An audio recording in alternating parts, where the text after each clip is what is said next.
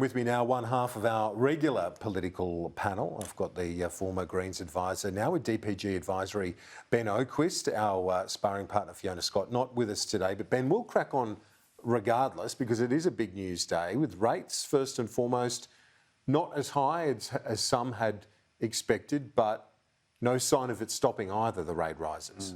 The markets were 50-50 on a higher or a 0.5% rise, so therefore it's at the lower end of expectations. I guess everyone said there would be some raise. I guess that's good news. Of course, in one sense, you know, pundits aren't having to pay more. I think it signals that the RBA is worried about the global outlook. I've just come back from New York, and the talk of global recession is everywhere. And the war in Ukraine's gone on longer than people thought. Slow growth in the US, the UK in its trouble, slowdowns in China that's still doing the big hard lockdowns. So there's a lot of downside risks on growth globally. Also, housing prices in Australia have come off a bit, even though we've got still a tight labour market. That loss of wealth for some people is feeding through into the economy. So anyway, so the RBA has taken the kind of more cautious position and only gone up 0.5 point. But on the other hand, their inflation forecast is higher than what Treasury had. So I don't think interest rates are falling anytime soon. Anyway, politically, it says that the government has kind of one big challenge at the moment, that's cost of living. And the problem for them, of course, is they did go to the election saying that everything is rising except your wages. And now that's what's happening with them in government. They have been hit by a different economic reality. Yeah. And that's what the budget was about. And it didn't do a lot more than was expected. It was no surprises, but it really did reset the economic debate in this country. We're in a completely different situation, a high inflation environment, high energy prices than we were at the election time.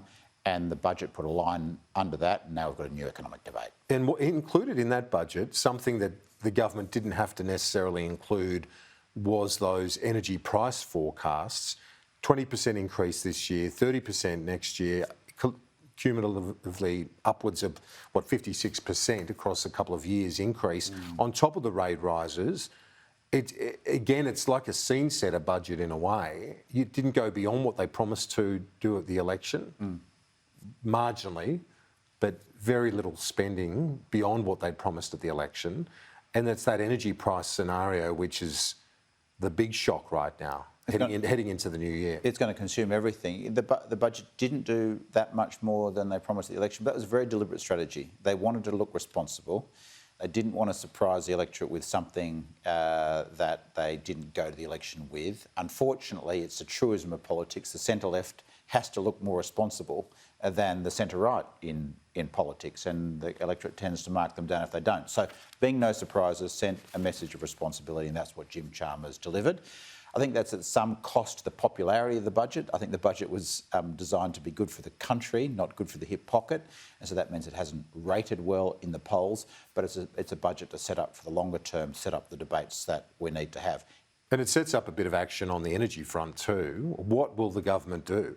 Because none of this looks easy from the outside in. Internally, it seems like it really has been a fluid work in progress the last couple of days. Yeah, I think the government's going to do something about energy and gas prices this year. I think a little while ago I thought it might be next year's problem, but it's this year's problem. So we've had the budget, we're moving straight into the government having to do something about gas prices. The Treasurer says there are 3 options. One is on the regulatory side, cap prices somehow. One is on the spending side, give consumers some compensation for high energy prices. The third one is increasing taxes on energy supplies. I think economically, a tax on windfall profits is what makes sense. Every economist will argue that that third one is where the economic sense lies, because you can take money out of the economy via the taxes and you can put it back in. Therefore, you're not adding to kind of aggregate demand potentially. That's one that makes economic sense. But the Treasurer says, firstly, they're looking at the regulatory side.